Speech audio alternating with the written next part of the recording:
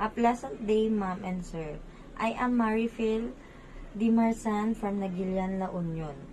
I was born on January 15, 1994 and I am 31 years old at this time. I'm married. I have 3 kids. My firstborn is 11 years old, second is 7 years old, and 2 years old. They are all boys.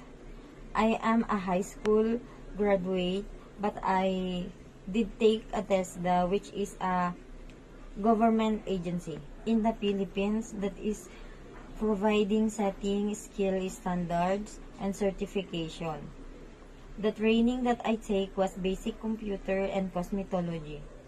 In 2019, I worked in Kuwait, working as a nanny and cleaning house until January 5, 2023.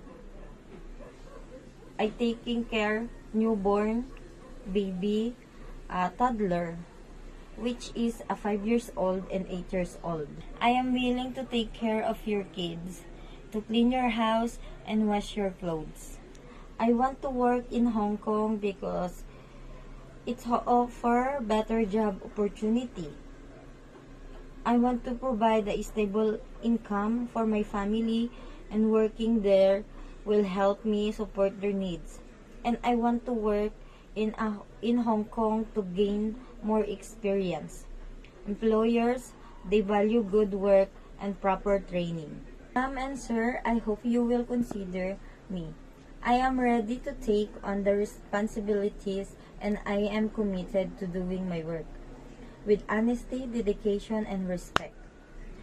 I am willing to learn, adjust, and give my best in every task.